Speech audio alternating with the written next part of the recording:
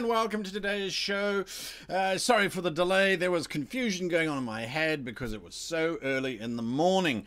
We are here, finally, in Avernus, and I thank you all for joining me today. This is the episode where I talk about what I'm planning on doing during today's show, or during the next season, I should say, of Great Game Master Presents. And of course, it's with the full cast from Ghosts of Saltmarsh. We continue our story as we now travel into Avernus, that dread first layer of the Nine Hells. So if you have questions, now is your time to ask them. Let's make sure everything is looking okay. I'm looking at the chat over there, just seeing if you've got questions. Let me know. This wonderful background, let me get out of the way. That is what I imagine Avernus to look like, made in a wonderful piece of software called Flowscape. Very nice for creating animated, well, geography, actually.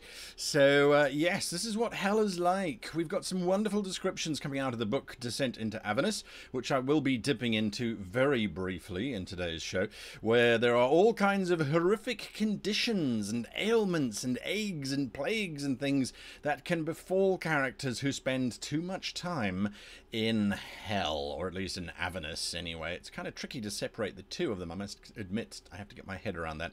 Avernus, Avernus, Avernus, Avernus, Avernus. Or Avernus as I've heard it pronounced, but I can't handle that pronunciation. It's Avernus as far as I'm concerned. So, we've got spoilers today, lots of spoilers, so if you are going to be watching this, there is no live play today, just in case you were hoping for your first injection from that amazing cast of Ghosts of Saltmarsh. There is no live play today, that only starts next week, so bear with us on that one. So for today, we're just an hour-long show, roughly, and unpacking the plan for Descent into Avernus. Now, one of the biggest challenges that I have, or at least I should put this disclaimer up front, when Wizards of the Coast got hold of me and said, okay, Season 2's on, we want you to run a Descent into Avernus, I went, okay, that's great, send me the books that I can see what's in it and the like. That's one of the privileges of being able to work on this channel, is that you do get the books slightly early. And so I started to read through it, and I got to a point where I was like, I hate Wizards of the Coast right now and Dungeons and Dragons for asking me to run Descent into Avernus on the stream. And the reason for that is because the book is so full of stuff that I want to explore and that I want to play through that 12 episodes is not going to be long enough. 24 episodes wouldn't be long enough. The book takes the characters from level 1 to level 13. Now, all this you already know. And to go from level 1 to level 13, they've got so much material. There is so many wonderful things in the book that it would take you a year or 2 years of playing to be able to explore all of the amazing content that's in this book. Now, Ghosts of Saltmarsh was a toolbox, and that's how they described it to me, was here are some tools for you to be able to run coastal adventures and some nautical stuff and some underwater stuff, and that was really, really, really cool. Descent into Avernus is a constructed journey, and it's so cinematic. It's really, really captivating the way that they've laid it out. It has 3 acts, and it quite literally takes us through 3 different locations, or at least 3 different feelings, if you like, and all 3 are very, very specific, and it's very, very dramatic. And there's, like I said, there's so much stuff in this. So when I was looking at it, I was going, what am I going to include? The question was, it wasn't a case of what am I going to exclude, because there's so much stuff that we have to look at it. Then, of course, every other stream started to run Descent into Avernus, and I understand why. It is, as I have said, such an amazing thing, and there are 3 distinct phases to it, which and 3 distinct places too, very different feeling spaces. So everybody's been running the stream, and I've been watching everybody else's stream, as one does, to sort of see what's going on and say, well, you know, is there this or is there that, and so on. And trying to rack my brains with how am I going to run this in 12 episodes and still make it fun and still make it different, something that's going to be entertaining, because if you wanted to watch the playthrough of it, you can certainly do that. Now, almost everyone has skipped the first 6 or 7 levels and jumped straight into Avernus, because that's the new location. So that's the exciting location. So how do we make it different? How do we make it exciting? All of these kind of questions going on inside my head, because again, all the players, whether they want to or not, will have had some kind of exposure to Descent into Avernus, and everyone will be expecting, they'll be expecting this place. So we've got to give them that place, but we've got to give it to them in a way that's super exciting and something that they can look at and go, wow. And again, this is what I love about Descent into Avernus, is that I'm going to be taking some of the adventures, a minuscule, a fraction, a soupçon, as they say, of what's in the book, and I'm going to be turning them into something to present the Blood War, which I think is going to be very interesting. Okay, so let's have a look at some questions. If you do have questions, put the giant word question in the front. I think the moderators have already asked for that, so thank you very much for that. Honourable 596 says, is everyone still playing the same characters? They're not. We had a very big conversation as just before we went into episode 12 of Ghosts of Saltmarsh, and we said, right, do you want to play the same characters in Avernus or not? There was a lot of discussion, and some people said, well, it could be quite fun, and I was prepared to work them into the entire premise behind it. That wasn't going to be a problem for me. But at the same time, people were saying, well, you know, merfolk in Avernus, they have to go into water for 24 hours. That was a homebrew race, so, you know, would that still be applicable? There isn't a lot of water in Avernus, spoiler alert. The aquatic elf, would Indigo really want to go down there? The animals that are down there, none of them are natural whatsoever. They're all, you know, and they're not aquatic in the slightest. I mean, they're lava-based, perhaps, maybe sort of lava-esque, but definitely nothing else other than that. So it was decided, let's do new characters. And so with that came new options. Now, in today's show, unlike normal sort of pre-game shows that I've done before, we're actually going to get some of the cast to join us so you can interrogate the new characters and get a little bit of understanding into what is going on. So that's going to be in about 10 minutes. So reserve your questions for then. But the crew that they've put together is, as far as I'm concerned, as diverse and as crazy as the previous Ghosts of Saltmarsh crew, just in terms of diversity and in terms of build. Now, they've really embraced a particular concept, which I think, if you watch my YouTube channel, you'll have seen a video recently that I posted where I was ranting on about people playing evil characters and how difficult it is to do it correctly insofar as not basically being an evil player yourself. So we're going to be unpacking that a little bit too, because when you go into Avernus, the biggest challenge that I find when running a setting in any of the hells, for that matter, not just Avernus, but any of the layers of hell, is that the majority of the inhabitants are there because they are evil. Inherently evil. That's why these layers of hell exist. There was an inherent evil, and these characters somehow got sucked down into it and are now stuck there. So the NPCs that the party are going to be encountering on the whole will be evil of some kind. Now, devils are lawful evil by alignment, so it makes it challenging to create NPCs that the party will be able to trust for any length of time, because ultimately lawful evil does allow for betrayal and certain things within the confines of that legal contract, as you so like. Now, of course, devils also love to offer contracts with the devil, make the world go round, as they say. And of course, when you are in Avernus, every devil and their mephit or imp wants to get you to sign a contract, because ultimately the goal of most devils, and this is again described in greater detail in the book itself, the ultimate goal is to get souls, corrupt souls, into joining. Now, most of the souls that are in Avernus are already there for being corrupt. So when our party arrives, our party is either going to have to be corrupt by some means or mechanism, or they're only going to encounter these corrupt individuals. That doesn't make for a very engaging NPC experience, and in the book they have countered that by adding in some other very interesting and very colourful NPCs for the party to interact with. Mine are not going to have the luxury of some of the NPCs that come with the Descent into Avernus book, simply because I'm doing things slightly differently. So we'll get there. Let's have a look. Any more questions?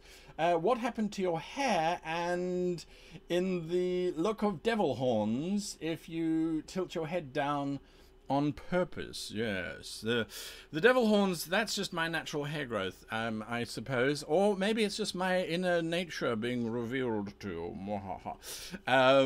Yes, hair was an accident, so let's just leave it at that. I cut my own hair and apparently cut too much off.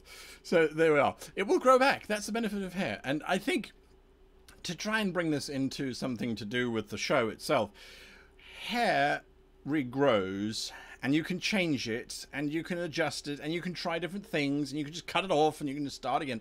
And I think as game masters, as dungeon masters, that's something that we need to enjoy and relish. Not being able to shave your head, but a game can be changed. It can be altered. It can be tweaked during the game and then brought back to where it was. There's no rule saying that you can't. So if you try something, if you send your characters to hell and they go, oh, we hate this place, and really they should. There are so many things in here that are absolutely terrifying if you are playing a living character.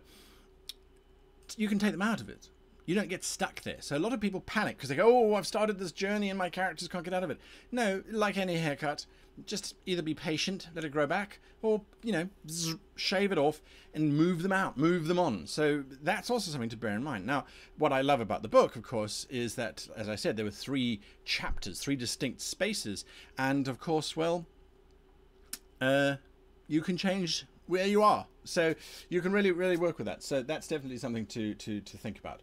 Writing Machine 123 says, when is the game going to start? No, so not this week, Writing Machine 123. This is behind the scenes spoilers. So the game will start next week at this time, though. We're in a new time slot, 12 p.m. Pacific time. So that's when the actual game will start. 11:30 p.m. Pacific time is when I will start with my prep for that particular episode, for that particular adventure session. So this is an hour-long meet the cast and their characters. Some of the cast are still on holiday, which is lovely for them, and chat and unpack and get into the mindset of what we're going to be doing for Descent into Avernus. Now, the players, of course, they don't know what I'm planning, so try and keep those spoilers out of the chat. Not that you really know what I've planned yet either. So we're going to jump straight into that, unless there are any other questions. Ironside 1, yay for you learning Dungeons and Dragons. It's a wonderful game, lots of opportunities to explore, and there's so many communities out there that you can join as well, so do so. Let's see, any other questions? Yes, Ace Kraskin says, will we be seeing any demon lords assaulting the hells in this book? I think that's what makes it so much fun, is that you can quite literally do as you so choose. Now, in Descent into Avernus, in the actual book itself, there are multiple demon lords that you can draw on and that you can use and that your party can possibly encounter. Now, the way that they've done it, which I think is particularly exciting, is they've got a specific storyline. And we're not going to be following that storyline. That I can give you right now. In that storyline, they have a whole lot of quests which lead to a point where the party has to choose a path, and they've called it the demon path or the devil path, which actually was one of the inspirations that I drew from in terms of how I came up with my story. And those 2 paths have different sets of adventures that the players will encounter. So you can actually run this twice and you would have a very different experience altogether. So that's very exciting. The one path, of course, that features demons, features a lot of demons, as well as devils, of course. The other side is the reverse, more devil interaction and devil-like stuff. So that's really exciting. But the whole idea behind Avernus is that the river Styx flows through this wasteland of a territory, and from its spawn, or I should say are released demons into Avernus, which the devils are fighting. So there is, and it's called the Blood War. That's the big thing, is that it's the devils versus the demons, is this gigantic blood war. Now, the book Descent into Avernus chronicles the journey of the party as they attempt to restore a calamity that has happened to the prime material plane, the real world. There is a calamity that's happened, and the party in the book are tasked with restoring that. We're not going to run through that. We're going to be running what caused the calamity in the first place. We're going to be looking at the origins of that story, which I think is very exciting. Now, it is presented in the book, but it's presented as history rather than as an actual adventure. So I have decided that the history part, what caused the Blood War, and in particular the book Descent into Avernus, to come into being. So it's almost like it's a flashback type of thing, except it's happening in real time. So that's what the players are going to be going through. They're going to be going through what basically started the book Descent into Avernus, which is over there. I've got to remember it's on that side. So it's very exciting, and I think you're going to really enjoy the journey, and I think the players are going to have a lot of fun going on this journey as well. So that's something to bear in mind. Next question. I'm just looking to see if there is a question. What's your favorite part of Descent into Avernus? Says Ratsuka. My favorite part of Descent into Avernus, I think, without doubt, it's my favorite part, and it's the scariest part for me as a dungeon master as well. My favorite part is the fact that there is a mechanic in the game whereby the player characters can make deals with the devils and the archdevils and the rulers of the different levels of hell. There is a mechanic, and it's very nicely laid out. It's very well presented in terms of, if you're just a junior devil, if you're one of the lower ranked devils, you can offer contracts where the character can get upwards of, say, 500 gold pieces, or a minor magical item, or this alteration to time, space, etc., etc. And then it works its way up. So if you make a deal with, say, Zariel or Asmodeus himself, you can get some pretty amazing things, and the book outlines that very well. So the players can do that, the player characters anyway, in exchange, of course, for their soul, or for some kind of other thing that the devil is after. I find that always very exciting, because it gives me as the GM the opportunity, or as the DM I should say, the opportunity to really manipulate things, but it also gives me that option of saying, okay, you're in a tight spot, here's a devil who's willing to help you get out of it, in exchange for a favor later. I love in exchange for favors later that are open-ended or that are vague, because I can use those as adventure hooks to get the player characters to go on a different adventure, which of course will be just as fun. It's not that I want to be able to screw around with the players and their characters, it's that it gives me the opportunity to have more adventures based on their choices. I love it when characters make choices and those choices spawn additional adventures and things, because it to me, that's the excitement. That's the exploration, because we don't know where it's going to go at the time of doing it, but later on we can discover that. So that's for me very exciting. It's very dangerous though as well, because if it is used too easily, if it's too flippant, if it's too lackluster in terms of its consequences, then it just becomes a player get out of jail free card, which I hate, and I don't like that. So it's a balance between have a deal, make a contract with the devil, versus use this mechanic to get out of trouble. So it's my favorite part. And in terms of the adventures, there are so many adventures, but I have to say the Cybrix adventure, which happens later on in the book, is an adventure where, again, and this is what I particularly like, in Descent into Avernus, the characters and the players are given two different paths for most adventures. They can do either this way, or they can do it that way, or of course they can do it the player way, which is invariably the way that they're going to do it. But there's an adventure called the Cybrix, which it's an oracle of some kind that needs to either be released or destroyed or ignored. I mean, it's there, but it's a lovely little adventure. And of course the war machines, which I particularly like too, the Hell Rider, well, not the Hell Riders, that's the name of the angels that go in, but the war machines that they have, these massive machines that rumble around. A lot of people think that that's the focus of the book. It certainly isn't. It's literally an appendix in the book, but it adds such a wonderful sense of flavor and drama. So we're definitely going to see some of those. And then the last question before I get my first guest in is, do you have any tips? No, I skipped one there. Sorry. Cheetoad says, I have a public AL style game, but I have had players request a more in-depth an emotionally deep story. Any ideas? Oh, okay. Well, that's not too much with this, but it does tie into Descent into Avernus in terms of those emotional stories. How do we build emotional stories? Well, we need NPCs in order for them to interact.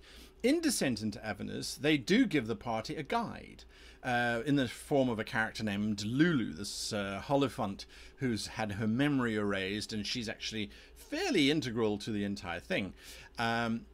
We won't be experiencing Lulu. I've got a different guide that I'm going to be adding in, but we want those NPCs to be likable. We want those NPCs to be NPCs that the party wants to connect with. Remember, I said one of my biggest challenges is that most things in Avernus are evil and will betray and will have ulterior motives and things. So I've got to make sure that when I get those NPCs into the character's realm, that they invest and that they like and that they enjoy, and that they want to see more of. So that's how we get them emotionally invested, is we get them to build into those NPCs, and we get them to build into each other's characters as well. Again, for my sake, I've only got 12 episodes, so I don't have a lot of time to spend investing in the characters themselves, and of course looking at their backstories. Well, that's something that I love doing, but again, I'm restricted on time. So, and speaking of time, I've got a whole bunch of people who are waiting eagerly in the wings to start talking about their characters. But before we jump into it, I'm going to show you some stuff. So just bear with me here as I'm going to take you to the desktop. Now that's the cover of Descent into Avernus. Beautiful, beautifully rendered cover. Absolutely, I think it mirrors exactly the type of geography that we're talking about. It gives us the sense of these ominous bat-winged type devils and things flying around, and that beautiful skull in the fiery heavens that has a very specific meaning within the book. I'm not going to go into it.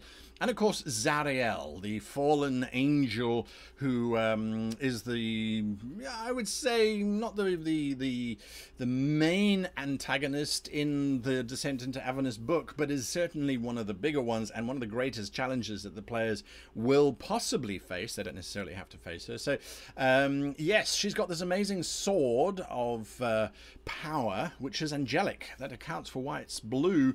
And of course she has a halo of flame because she was originally an angel, which basically she became corrupted. Now that's the story that we're going to be exploring in Blood War. We're going to be exploring the story of how she fell from grace. I think it's a very awesome story. I think it's a really cool story, and I think it's going to be a lot of fun. So how do we do this? How do we unpack a fall from grace of an NPC, and how do we make it integral to the PC so that they want to be part of this?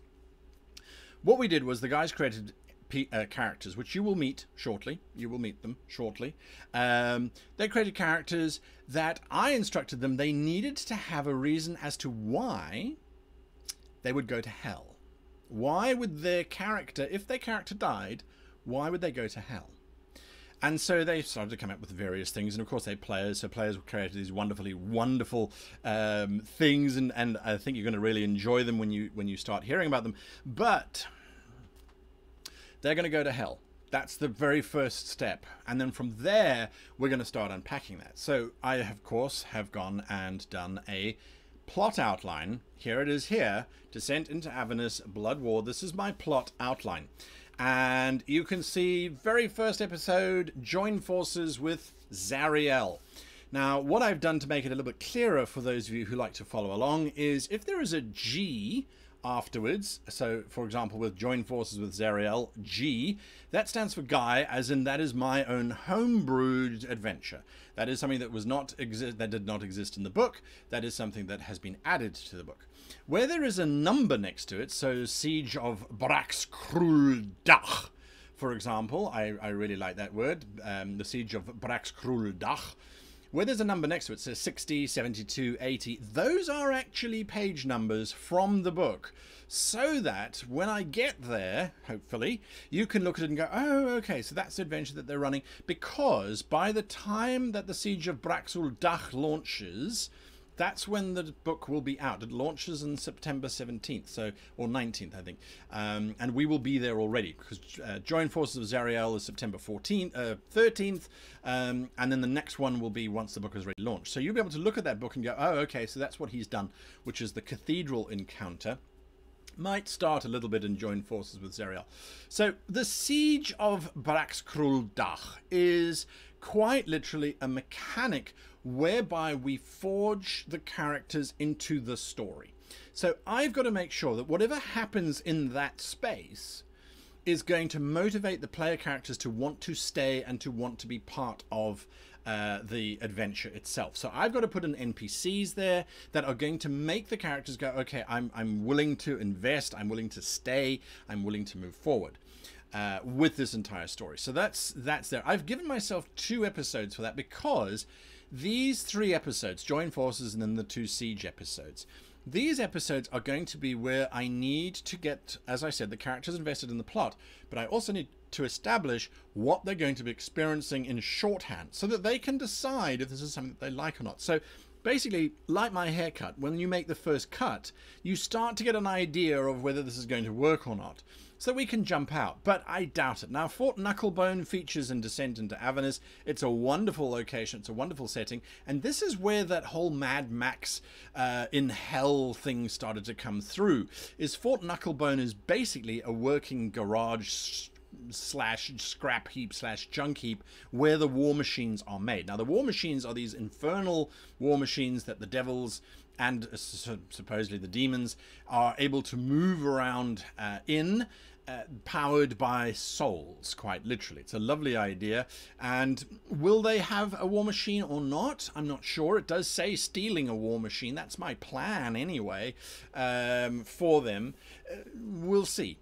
But these first 4 episodes, Join Forces, Siege, and then 5 episodes, Fort Knucklebone, we're still getting into the whole thing. Now, when we do a Fall from Grace type of story, which is the story of Zariel, we need to establish them as being good and righteous first before the fall starts happening. But we also need to establish, when that fall then continues to run on, why it's happening, and preferably we need to show how it seems inevitable. This was, as a lot of people have pointed out, the biggest failing in Game of Thrones Season 8, was that there wasn't this fall from grace that we had expected to see. There was just one moment there was a character who was doing X, and then the next minute they just kind of flipped over, and the reason for that flip over wasn't really built into it. It was maybe too subtly played by the writers, or perhaps it was rushed, who knows. But we've got to make sure that this descent, this collapse of this character is justified. So that's why we then go to Harriman's Hill. Now, in the book, Harriman's Hill is a historical site. In ours, it will be the reason why it becomes a historical site. It will be what actually happened there. So it's the last stand, the deserters leave and close the portal. So that will make more sense once we start getting into episodic breakdowns. Then we get to the betrayal at the Battle of Avernus, and this, again, it's got a G next to it. This is where we then set up that final fall. As I said, Cibrix is one of my favorite little adventures that they've included there, so I've put Cibrix in there under the realizing the goal. And the last, of course, 2 sections is securing the sword, which again are my own. This is also something that it's interesting. It mirrors what will happen in the book, but of course it's been played out uniquely. Now, what I have also done is, because I have realized that one's timing doesn't always sit accurately, is these are the 2 adventures that I can drop. So if these 2 adventures take too long, if I'm behind, I can drop this stuff quite easily. I can contract it. I can just basically take it away, and no one will notice, apart from everybody who's watched these videos. But the idea is that this is how it's going to play. If I don't have time, I will drop these 2. If, for example, character backstory has come in and that sort of thing, then we will explore that rather than going on those 2 adventures. Again, Cibrix might be my favorite adventure within the ones that were written, but just because it's your favorite doesn't mean that it has to feature, right? So just quickly, here is the sentence breakdown. Now, this sentence breakdown, those of you who follow my channel know that I talk about the one sentence. My sentence is: Zariel wants control of Avernus before the demon or devil forces are too strong. Let me get away from that. But is having difficulty because the blood war is bigger than she thought, and she's using an army of lost souls, and they are liable to betray her because they're an army of lost souls. So this box, this table, a lot of people look at and say, well, this is very confusing. And it's just a breakdown of who that person is, what they are, where they are, why they're doing certain things, how they're thinking about it. And then it's a look at our theme. And our theme is hubris leads to our ultimate failure. Hubris leads to our ultimate failure.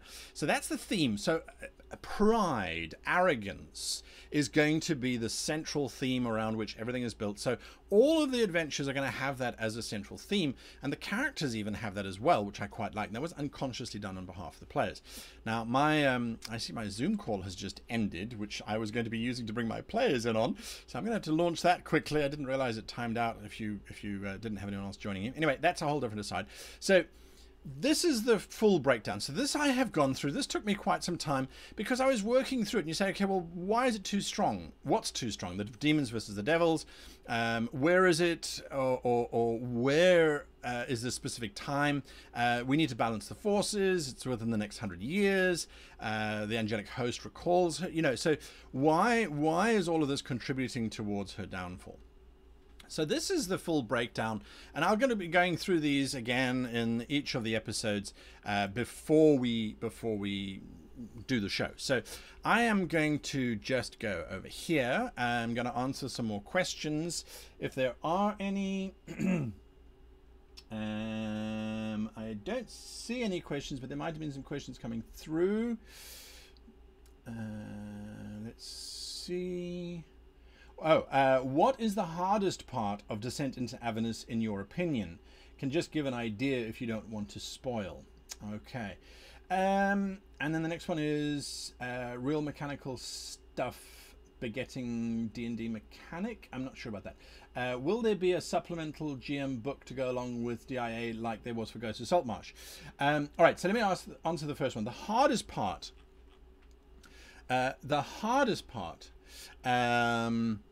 is going to be ensuring that the setting doesn't become too much.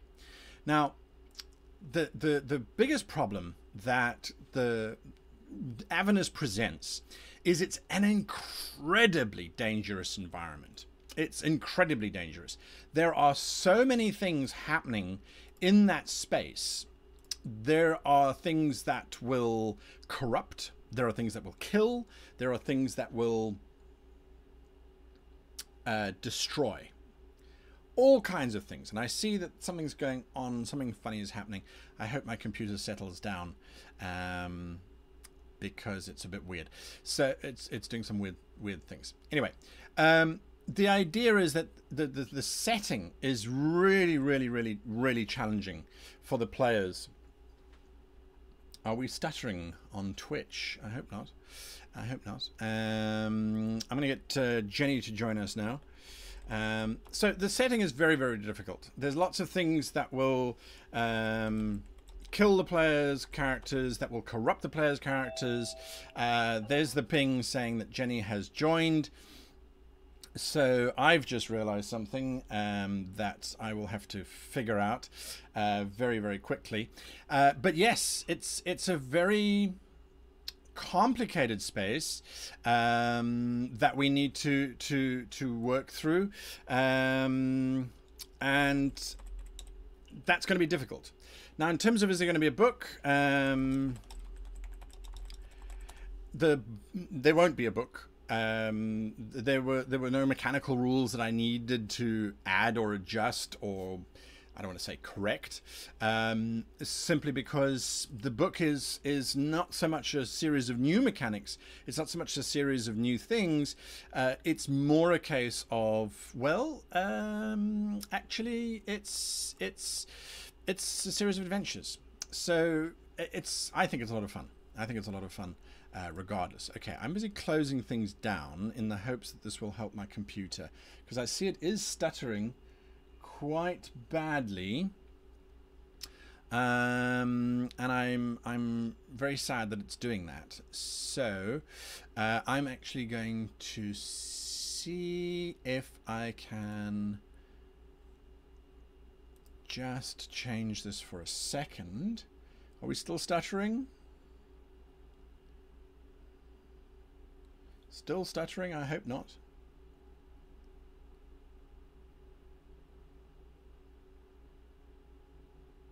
Doesn't look like we're stuttering anymore. I mean, it wouldn't be a great GM show if there wasn't stuttering, right? So yes, moving forward. We've got Jenny with us, and I've just realised that we're going to be able to hear her every time she talks. So I am going to have to mute my microphone. That's the only way to do it. Okay, so let's bring in our first guest. And we will go from there. So our first guest is none other than the wonderful Jenny. Jenny, hello, and hello. Welcome. You will be playing. Let me bring up your title. You are going to be playing the wonderful Ixtec. Take us through Ixtec. Who's Ixtec? Give us a brief introduction. Hi everyone. I don't know about wonderful, but Ixtec is half elf warlock, which basically defines the entire character. They were born into this extremely powerful, rich, high elf family as a nasty surprise to the mother, who had been having a side affair with a human ambassador. A very big surprise to the father as well, and became this sort of dirty little secret that you really didn't want to have in the foreground. But they couldn't kill Ixtec either, because they had announced that the kid was on the way, and they couldn't just disappear them. And the actual human father had some power in his own right, so he would probably have been upset if they had died. So they grew up in this incredibly hostile, dangerous environment, but sort of socially hostile and dangerous, where this sort of sword of Damocles hanging over them constantly. And if they make a misstep, or if they stop being useful enough, then they will die. So they bartered for these powers to survive, basically, and are doing all sorts of terrible, nasty things for their family and for this fiend patron, in order to survive, and basically become this sort of serial killer type, almost, sort of running around grabbing sacrifices and stuff like that. Lovely. So a nice all-round character. Okay. Very, very pleasant person. Yes, very pleasant person. You could say that, possibly. Okay, so in terms of this character concept, how did you come up with it? How did I come up with it? The first thing was I wanted to do a warlock. I've wanted to play a warlock for quite some time now, and I just really like the sort of weird. I'm a sucker for like really weird power dynamics in role playing. That's just that's fun to me. And warlock is the weirdest power dynamic there is. So and then I was looking through races, and I was like, +2 charisma, that would be really useful. Half elf, what could I do with a half elf? So there was a little bit of min-maxing going on and thinking, but I'm really happy with how they turned out, and just the sort of I think it was actually as an example in the book of. If the pact was something that was ancient, that had run in the family for a while, and I was like, yeah, that would be cool. Like, there was a sort of family pact. Because the Elven family that's rich and powerful are rich and powerful because they have been making deals with this fiend for centuries and centuries. And my character just made more deals on top of that and just sort of tied themselves further. I like that, tied themselves further. There's a question here from Captain Molek. Is Ixtec evil or neutral? I haven't really set on a alignment yet. I'd say they are probably would land in evil because of what they do, but I don't think they see themselves as evil. I think they see themselves as, I mean, they're very much a product of their environment. I don't think they've ever actually experienced anything different than this. Anything different than a family that hates them and wants to kill them, and having to murder people and do horrifying things to survive. Like they haven't actually experienced anything different, and they haven't experienced people just doing nice things for them, or people like genuinely caring for them. So dark. It's so dark. I love it. I love it. Have you watched my video on how not to play an evil character? Yes, twice now, because you linked it in chat and told us that you'd fire us if we did anything in that video. Absolutely. And there's a reason for that, is because, as I was saying, one of the biggest challenges is that everything that the characters are going to be facing are evil. And creating evil characters, as I said, I wanted the characters to have an evil background, and as you can see, Jenny's really embraced it. It's which is lovely. It's absolutely wonderful. But having evil characters work together, that's going to be a real challenge. I don't see any other questions other than that people are saying it's a very interesting dynamic of nature versus nurture in terms of that evil. Yes. So lovely. When it comes to sort of not killing the rest of the party, Ixtec has no reason to want to kill anyone, really. Like having a group of people who they've already worked together once when the game starts, and having this group that they can actually know that, okay, we were actually working together, we're accomplishing something together, is a bit of a new feeling for them, and I don't think they'd want to give that up. Lovely. They just no, I think that's perfect. I think that's absolutely perfect in terms of having a motivation that is going to keep the character into the party. Anyway, Jenny, thank you so much for taking the time to pop in today. We don't have enough time. I know, so busy. We will see you next week for the very first episode. So looking forward to that. Yes, absolutely. I'll see you all then. Lovely. Thanks, Jenny. Goodbye. Bye. Okay, so that was Jenny's character. We're going to overrun a little bit, so I hope that's okay. I think it will be. There's another question there that just came through. Does Ixtec have fully elf siblings? Yes, I can answer that question. Yes, Ixtec does definitely have siblings. So elvish siblings. Will they feature in Descent into Avernus? We're going to see. That's such a juicy backstory to play with, though. As the game master, it's really fun to be able to do that. And that bell means that someone else has joined us. And so that can only be from a very... we're going to find out. Let's see who it is. It is not Jenny. It is Mhaire. Mhaire, how are you doing today? I'm great, thank you. And sorry for not bringing the green screen and everything. This is not my normal setup. I promise it's going to be back to the usual quality next week. But I'm on the road right now, and I set this up kind of in between to jump into this day.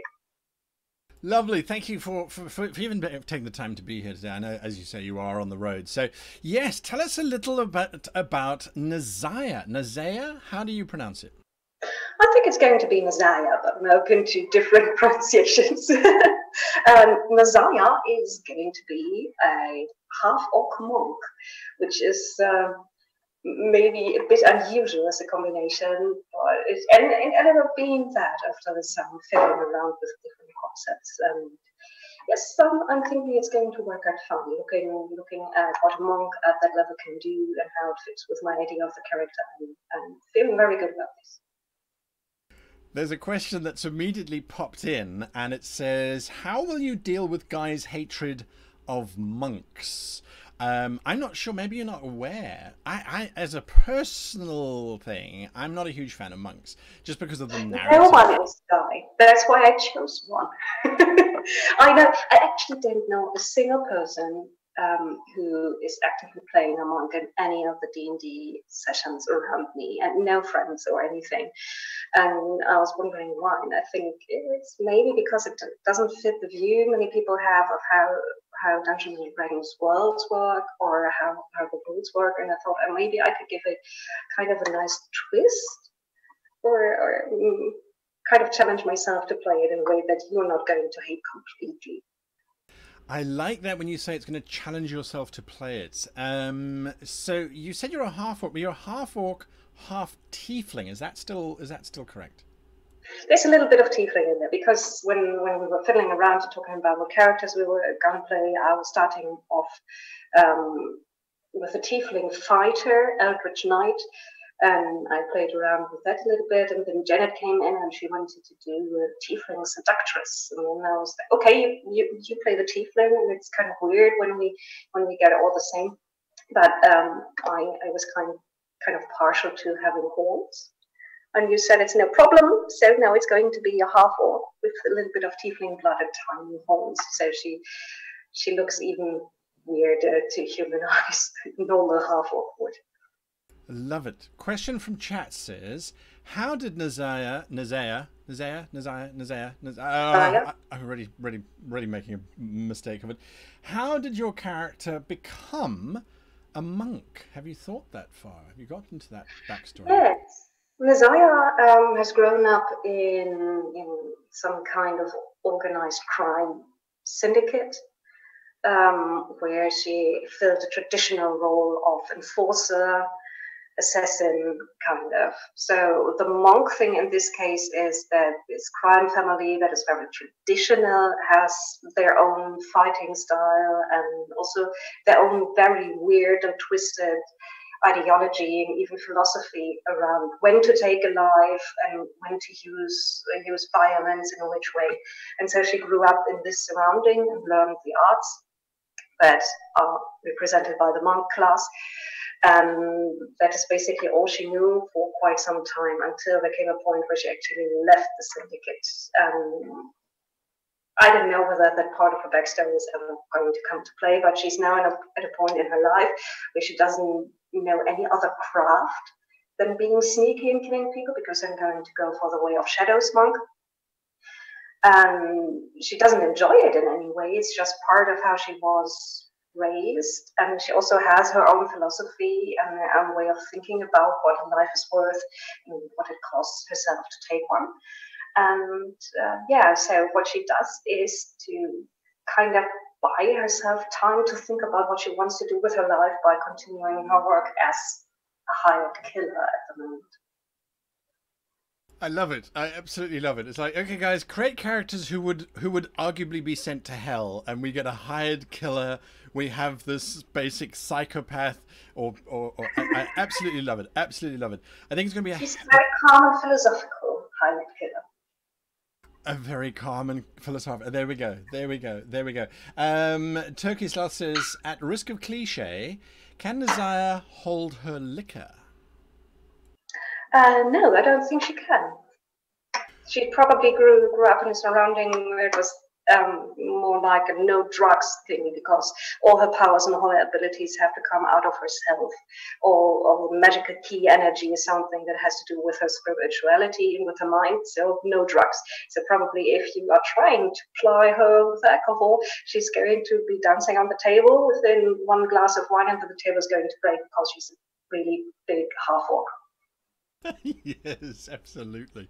What do you think is going to be the most challenging thing to play in Avernus? What have you kind of heard about Avernus, just very quickly? I stayed away from anything about the book as the most that I could. So what I know about Avernus is only what I knew beforehand from D&D mythology, that it's one part of the many afterworld, afterlife situations, very much in a way classical hell also. So I think what's going to be a challenge is to react to the very weird things, the supernatural things that are going to be everywhere around us in a natural way. To not get jaded by the surroundings, like, another flowing river of weird things, and use something, and if you even look at it, you're going to go mad or something like that. But to still react like a real person would. So I think that's going to be something to focus on. Lovely.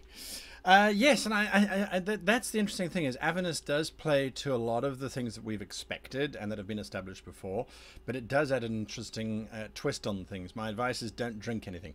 Yes, Mhaire, thank you for taking time to join us. We have run out of time, but yes, thank you so much for taking the time to join us, and I look forward to meeting your monk and perhaps, hopefully, being shown that monks are not as terrible as I suspect them to be. I really enjoy and relish the opportunity, so thank you.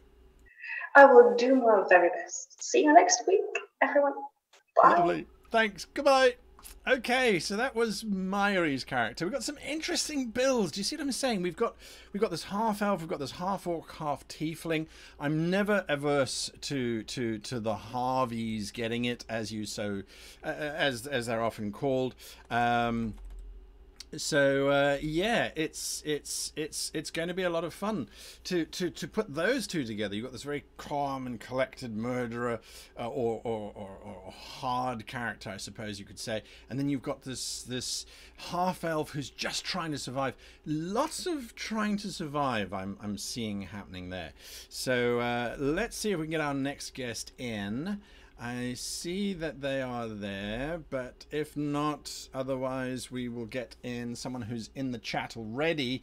Yeah, and they have joined us. I've heard the bing, the beep, so let's see who it is. It is none other than the squeakiest guest that I've ever had in one of my games. I am talking, of course, not of Mhaire. I'm talking of Caeora. Caeora, thank you for joining us today. Hello. How's it going? All good, thank you. Now, what? So here's a question, and I hope it's not too personal to share with everybody watching. But oh dear, we had a long conversation about your character. Oh yes, right, yeah, we did, yeah. And one of the things that we were talking about was looking at diversity of play styles, or at least of character type. Can you just walk us through what that was like? So me and Guy, I think, have the same kind of view on how we should be approaching these shows on Twitch. And I try and play characters that are entertaining. That's what Flick was for me personally. He's a very funny, entertaining, very watchable character. And I want to do the same thing again because I think that works very well for a show. I think Guy agrees. I think it's just part of the package. And in planning out my next character, I think my beginning of what I was starting to think about, what I sort of started out thinking about, was a little bit too close to Flick. And I loved Flick. I thought he was an amazing character. But I also think that it was a better idea to go in a different direction and do something and play somebody a little different. So yeah, that's how we came about this character. Yeah, absolutely. And I think one of the reasons why we were looking at that was when you create character, often we sort of fall back and say, okay, well, this is the normal kind of character that I play. I'm just going to try a different class. But the character remains the same. Tell us a little bit about Thorn. So Thorn is a male dryad barbarian druid. And I came up, unlike Flick, who I kind of went in with a slight idea of a background, but I didn't really write it down. With this character, Thorn, I wrote down a backstory, and it has a particular crime, like a crime in their past. This is something that you said we should have for our characters, and that's what I went off of. And so Thorn, in their backstory, murdered an entire town, slaughtered them in their beds, the women, the children, everything. Thorn murdered everybody in a fit of absolute rage. And the reasons for that I could get into, but generally speaking, they raged out and killed everyone. So, yeah, that's bad. And I decided that would be a good basis to start a character. Now, that doesn't mean that Thorn is a grouchy barbarian type. In fact, Thorn is a very lovely character in many ways. They just have anger management issues. Yeah, so... Swearing at someone in public is anger management issues. Flipping the table is anger management issues. Slaughtering an entire village, that's different. Yeah, yeah, there was a specific reason. And I think that was a good... I didn't want to play an evil character. I haven't watched your video, but I do know that the pitfalls of evil characters are many, varied, and annoying, and so I decided that I wanted to play a good character. So Thorn is technically, well, leaning mostly towards neutral good, but I'd also wanted them to have a horrendous crime that would send them to hell. So those two kind of went hand in hand. And that's an interesting thing, because there are comments in the chat where people are saying evil characters are very difficult from a viewership perspective to sympathize with. Now, I absolutely subscribe to that. Now, there was a show called Dexter about this psychopath who goes around and he kills murderers. I hated the show because there was a huge amount of drive to get me to like the character of Dexter, who is someone who does something that I think is fundamentally incorrect, sort of vigilantism. I think just is very destructive. So was very excited when you said you wanted them to be leaning towards neutral good. They just happen to have slaughtered 75 innocent people, or 80 or 100. I don't know how many people. Does it make? Yeah, I haven't read that either. But yeah, they've killed a lot of people. Yeah, you know. But could they still be good? And I think, yes, we're talking again now, this is a crime of passion, one could argue. So were you in your right mind at the time? Who knows? Are you still culpable for your actions? That's a whole different debate to get involved in and get into, I would imagine, you know, on terms of morality and the likes, which I don't think is necessarily the purview of the show. Maybe it is, though. Maybe it is something to say, well, if Thorn did this because of emotional reasons that were inducing a rage, is a barbarian culpable for their actions whilst they're raging? There's some interesting questions there, but I don't know, maybe it is for us to look at, maybe it isn't. So got some questions coming through. Did Pinky end Ghost of Saltmarsh living or dead? I think Pinky was dead at the time, or was dismissed. Pinky was dead. There was an interesting... I don't know if we'll ever go back to it, or if we'll ever really delve into Flick or Pinky in any way. So I'm not going to say what my thoughts about Pinky was. People asked about what the backstory was between Pinky and Flick, and why Pinky put up with Flick. And I had an idea about how that happened and why. And maybe one day I'll write that up and put that out there for anybody curious. But yes, Pinky was dead for the last episode. The last 2 episodes, I think. Yeah. So, yes. I'm not going to say anything on that at all. Yeah, you're not going to say anything either. Nope. Just watch the stream. So, now another question that's come through is, what led to Thorn becoming a druid barbarian? That's an interesting combination. What led to that? Well, it kind of goes back to how I was thinking about creating a character to begin with, and I was leaning towards barbarian first of all, but then I thought barbarians are a little one-dimensional. You can play with them a little bit more, and you can do something interesting. And this was my attempt to do something interesting. So I wanted a character that role-playing wise can rage, but playstyle wise they have a lot more abilities and things going on. And also, I thought it would be interesting to go from a starting place of them being another kind of class, and then losing it one day, and then they've become a barbarian. So it's almost not a mechanical thing. The decision is a story thing. It's a role-playing thing. It's a character thing. So that combination is a weird, but I think it works for this specific character, and I think it's going to be interesting to role-play. Some more questions coming through. Is it not impossible to have a male dryad? Are they not spawned from trees? I mean, they're kind of male, they're kind of not. There's a bit of a leeway there about what kind of gender they are. If you wanted to go with it, I would say they're genderless, but they lean towards more of a male-ish form.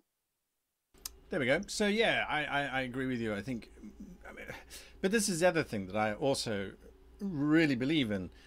These are fantastical creatures. So yes, dryads traditionally are seen as these wood nymph type voluptuous creatures. But why not? Why not? You know, absolutely, absolutely. Then a last question before we let you go is, how will a dryad cope with the heat in hell? So that goes back to the backstory of Thorn and how they are more of a player kind of character with a lot more agency than a normal dryad. They look awful. They are completely charred across their entire body, and the only thing that's not charred is their face, which is slightly beginning to regrow a little bit. So they look like a burnt, spiky, charred. You can still see sort of flickering embers under the sort of bark-like skin. They almost look like a demon or a devil from a far enough away distance.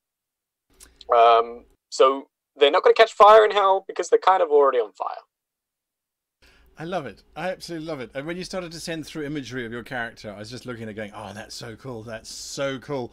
I don't know how mechanically legal it is. I don't care. It just looks amazing. And I think we're going to have a lot of fun watching Thorn.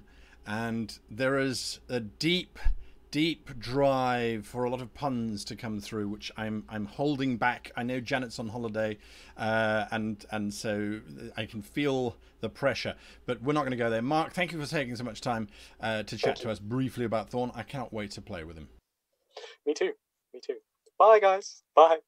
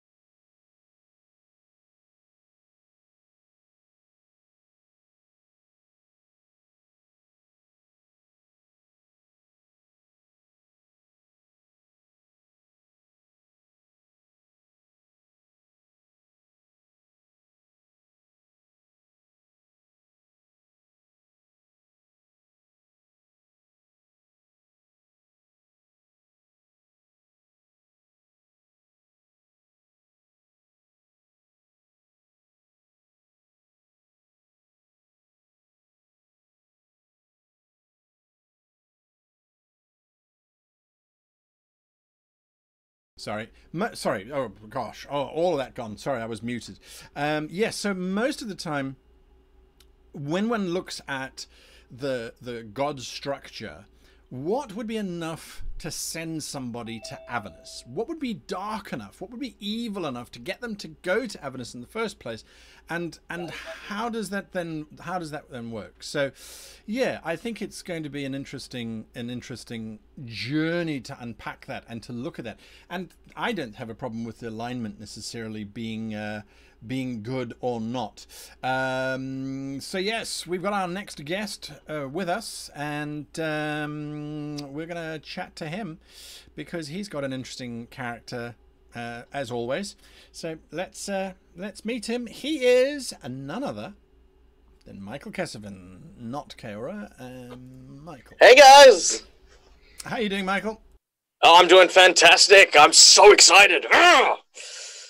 I can see that. No, Yes. you're going to be playing an interesting character design. Dare I say it's something that has just as many teeth as the last one? Yes, no, absolutely. So I am going to be playing a Dragonborn. That's right, I'm going to be playing one of the races that, to be honest, I've always felt was a bit too grandiose for my liking. I like playing characters who are who have somewhere to sort of develop or grow. And every time I think of dragons, I always put them on a pedestal. So the Dragonborn were always kind of there as well. But the idea of this particular character, whose full name is your Menefax Galandir, or Yorman Gale to the common tongue, was actually in response to Guy's video on playing evil characters. Because I'm actually a really big fan of the anti-hero, which encompasses not only good heroes who do bad things, but bad people who happen to be doing good things, even if that's not their intention. So I decided to put the boot to that and make this very interesting paladin archetype, which sort of explores the whole fall of the paladin the idea of, being someone who, worked hard at becoming a hero, someone who struggled against trials and tribulations only to have been betrayed and, sort of lost faith in the people that he had once put his faith and trust in. So yeah, the basic story for your Menefex was that he was a soldier in an army with his sister, who had both risen through the ranks, and through one reason or another, his sibling was possessed into a confrontation where your Menefex was forced to kill them. Once he had learned that his sister was being controlled, he reported that to his kingdom, but they decided rather than to deal with the embarrassment of having one of their soldiers or one of their captains falling into the influence of an enemy nation, they just branded her a traitor. And he refused to accept this fact. He refused to accept his family being discarded, and that caused him to basically lose faith in everything: his people, his faith, his kingdom. And now he sort of is trying to build up his own force as a warlord, now as a paladin of conquest. Yes. I like it. It's a long, complex journey, but it's an interesting one in terms of where it has led the character, I think. Yeah. I'm pretty keen on it because one of the things that I've always loved about playing an evil character is obviously when you play an evil character, and me and Guy have both agreed on this through the videos that we've made, is that you can't play someone that is just evil for the sake of being evil, and then just evil is the only defining characteristic. There has to be a journey of some kind. So in my way, I want to see what happens in the Descent into Avernus with this character. Like, do they slip further into being evil, or do they actually redeem themselves? And that's what I'm very excited to try and sink my teeth into for this character in particular. Yes. Yes. And Avernus, of course, is a tricky place because, as I've been saying to everybody, it is filled with evil. Does that mean that the character is going to become evil? Well, I'm not sure. Something that I had not anticipated, which I have now just started thinking about, listening to you describe Jormund, is this idea of perhaps the evil being too much of an influence on the character and completely changing what I've planned, which I absolutely love, because my challenge will then be to try and bring it back to what we have originally planned. So, Michael, what are you looking forward to the most in terms of playing this blue Dragonborn? Well, so much. I mean, first of all, I love the audience. The audience is fantastic, and playing Jagsy was such a rewarding experience because of the interactions I got to have, and I am just so excited to do that again with a brand new character. So that's what I'm looking forward to as a player. I think in terms of the story, what I'm looking forward to the most is getting to know all the other characters, because one of the hardest things to do, especially in a group with various, kind of, I suppose, self-interested or borderline evil characters, everyone tends to have their own agenda. And with my character, I wanted to make someone who was going to just be that pillar in the center, the one that, sort of tries to keep everyone together, not necessarily as a family, but out of strength and out of necessity, and with so many different values, so many different ideas and motivations. I'm really relishing that challenge to try and be someone who is relied upon by these people, and to build that level of trust with everyone, and bring hell to hell, I guess. Well, I wish you luck on that one. One very quick question before we let you go, Michael. What is the deal with your god? Oh, with my god? Actually, to be honest, Guy has been very quiet about stuff, and I don't actually know what my god is. Honestly, I wanted to go with a sort of a warring god, because it would lead me from being a soldier for a kingdom to being a soldier, like sort of a soldier of fortune kind of character, and it wouldn't really affect my deity or my my worship with that god. It would just change the dynamic with my relationship with the church. So the church is loyal to the kingdom, therefore I'm not associated with the church anymore. But I am still faithful to that God, who basically is very much about, sort of conquering and taking what is rightfully due, to fight for the things that you believe, and to do so with such a fervor that your enemies will balk. It's not just about being violent. It is about making sure that it's about sovereignty, I guess. It is about maintaining that position of power over those who would oppose you. There we go. Yeah, it is a tricky question, and I have been quiet on it because I'm still mulling over in my head how does one reconcile having this hellscape when in my homebrew games I actually have evil gods. So why would they send you to hell if you're doing hellish acts in their name? So anyway, I mean, it's an interesting theological question, I suppose one could look at it that way. But yes, I like your interpretation, where it's a case of one has defied the laws as created by humankind or living kind versus celestial laws, and that's something that we're going to be unpacking and exploring. It's definitely something that I'm going to be adding into the game as we go along. I think your character's going to have a lot of fun with the opening of the game in terms of where their loyalties are going to lie. So Michael, thank you for taking time to join us. We have really gone over time, but yes, I look forward to gaming with you next Saturday. Likewise. Catch you guys later. Bye.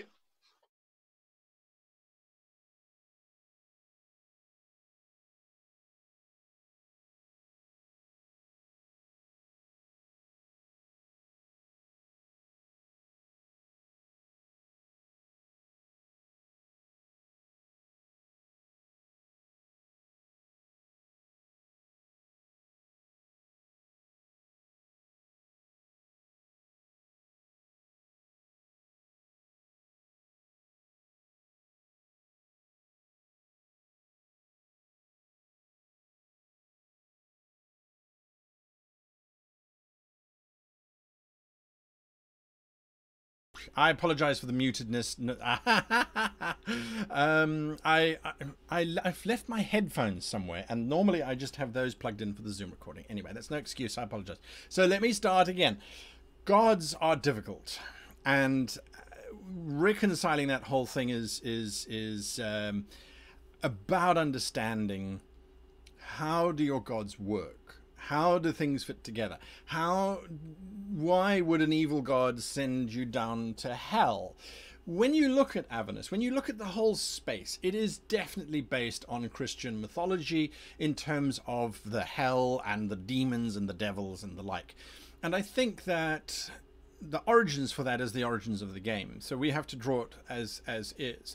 There's lots of differences, of course, to a certain degree, but Dante's Inferno is definitely something that comes to mind. And if you have read Dante's Inferno, then you would know that the parallels are very obvious from a certain point of view. The idea of torment, it's also interesting. There's a show at the moment which I've been watching just as well, it's amusing, is Lucifer, which starts to question all of these kinds of things and look at it from those different perspectives. So that's something that I still have to wrap my head around. I've looked at it from purely the settings perspective and that sort of thing.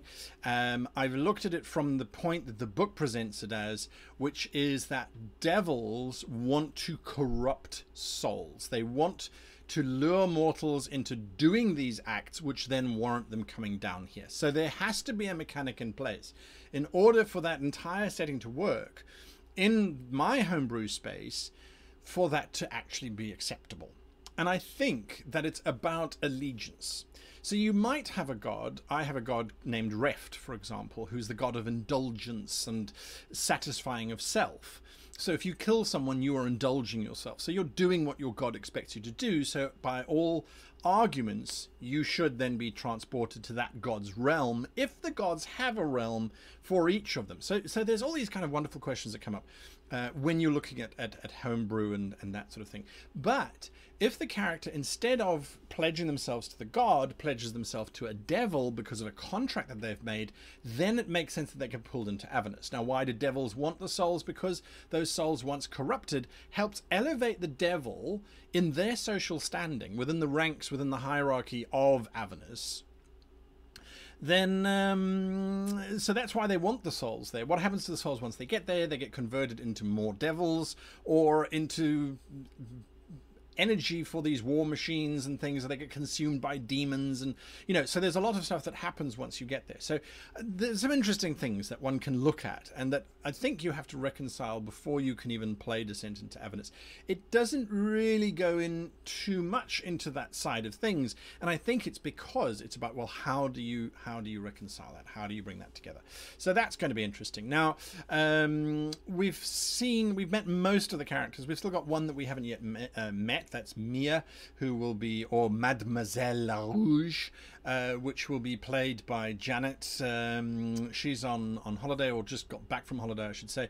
Her character is interesting, fits into this bunch of murderous psychopaths who think they're doing the right thing. So, yes, I look forward to the next week's game.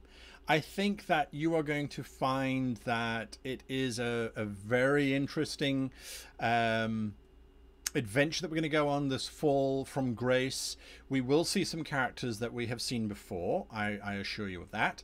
Anybody who submitted NPC names for Ghosts of Saltmarsh, those NPC names will carry over into Descent into Avernus, the Blood War. So you will have your names there if they didn't feature in the Ghosts of Saltmarsh. And indeed, there were so many of them that we could name legions with all of the names that were submitted, so I'm very grateful for that, so I do thank you for that. There is a new thing that we will be launching. If you were watching the sort of show countdown type of thing, that hasn't yet launched. It will go live next week, Saturday, which is where you will be able to help invade Avernus. You will be able to choose your side, devil or demon, and join the legions to try and conquer Avernus. Now, what's going to happen there is that as there's different portions, there's 27 different places that the war can spill into. If you pledge yourself for the demons and you then choose a region that you're going to go into, this is how I'm hoping it's going to work. The Web Goblin is busy working on it as we speak. If there are enough people who pledge to that location for that particular army, that location becomes theirs. This will affect in-game. This will affect in-game. So if there are enough people who vote for the demons to control a specific area and the player characters are in that area, they will have to face the consequences of an area that was controlled previously by a devil is now controlled by a demon. And what are the ramifications that go with that? And those are actually very big. It's a completely chaotic element that I decided to add in because I said, this is a show. We like to include you guys. We like to include your thoughts. It gives you a little bit of an opportunity to influence the way that the story is going to go as well. The players are going to have a very clear outline in terms of their directions throughout the show. So you'll be able to say, oh, they're supposed to be going over there. We don't know if they're going to go over there, of course, because, well, they're on their own. They can do and go where they choose. But let's make sure it's controlled by demons, or let's make sure it's controlled by devils. So that should be a lot of fun when that comes out. Caeora is doing the map of hell for us. Now, there was a map supplied in the Descent into Avernus book, which contains a lot of information. There's a very unique property to Avernus where the dimensions don't necessarily make sense. So something that would take you 2 days to get to today, next week will take you 4 months because the distance has stretched and distorted because of this hellish space in which one finds oneself. So it's going to be interesting. We've redesigned the map, not for any other reason than the fact that we are set just before the time in which the book Descent into Avernus launches. So we're set 100 years before the book actually launches. So the geography is different and the names and things are different because it's under different leadership. And as a result, those kinds of things are expressed. So that should be a lot of fun to see how and in which direction people go. Now, lots of discussion going on, I think, in terms of the chat with regards to devils and demons. What's the difference between a devil and a demon? For those of you that don't know, a demon is from the abyss and is a conflagration of chaos. They're a manifestation of supposedly a single entity who basically just wants destruction and to destroy everything. They are usually chaotic evil. They're just there to rampage and yeah, be absolutely chaotic.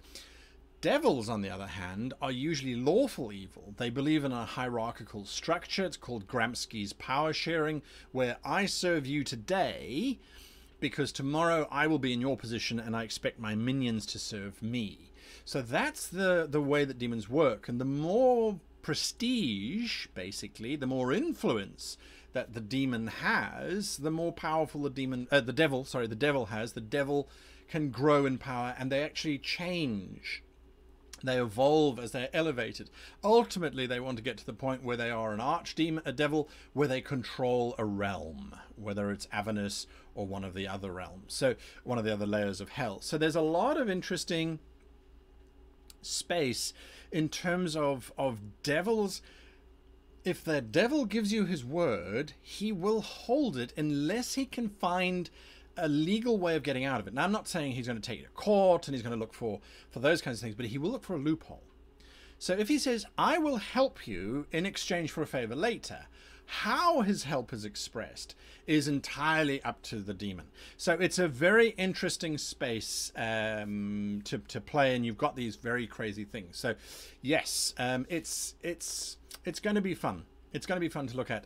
I said we were going to do this for an hour. We're on an hour and a half already. I'll take a few more questions and then we will end it so that we can get on with it and get to next week. I'm super excited, super excited. Sheena Tiger says, why the heck do I imagine these 5 whirlwinds of fun sitting on the thrones at the end of the campaign and a unified place where demons and devils are best friends?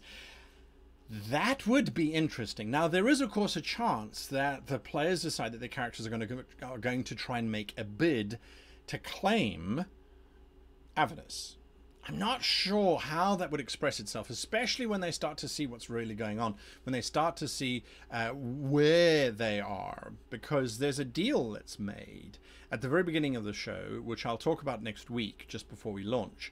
And that deal is that they're not dead. So they are still living, and that puts them into a very difficult place in Avernus. There are lots of conditions. Food tastes rancid, and water is brackish. Everything tastes like dust and ash. You know, life is miserable in hell. It really is.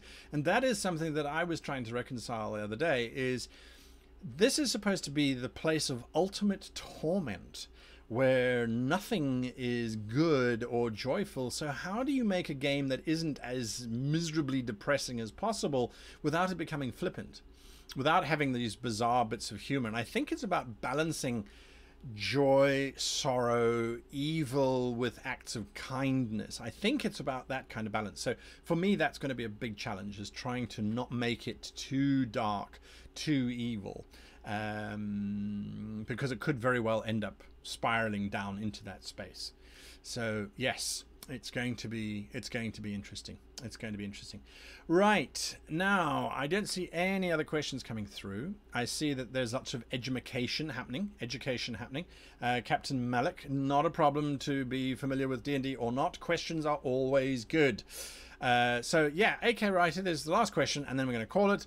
A few months ago, I found myself wondering, what if every evil ruler in history, for example Hitler, did all the terrible things they did to get as many followers as possible into hell, to then take over down there? So, well, that is effectively how Avernus works. That is effectively how it works, is that the devils offer deals to mortals in exchange for getting those mortals to do things that will corrupt souls.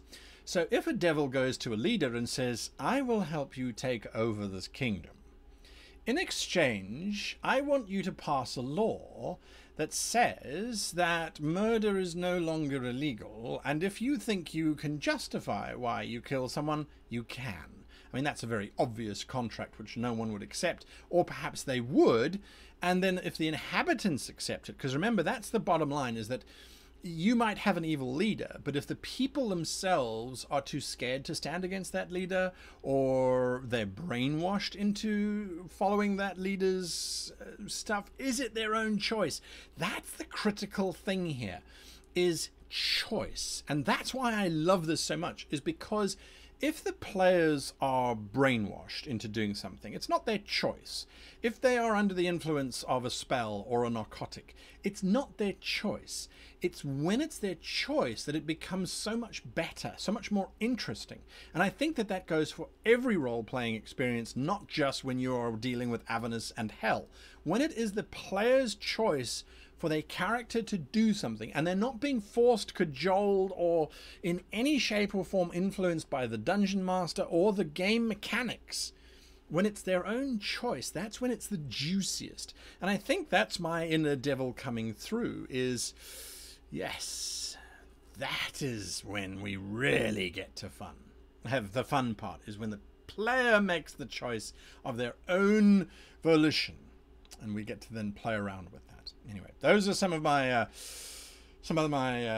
moments that I shall relish and try not to be too smiley about. Anyway, right, we will see you all next week when we descend into Avernus for the Blood War. I thank you all for being here today and for joining me and for your questions. And yes, we will see you next week. I'm going to play out now with the opening of the show. I know it sounds weird, but it's the opening of the show. So you can have a look, a teaser, if you like, for those of you that made the journey here today.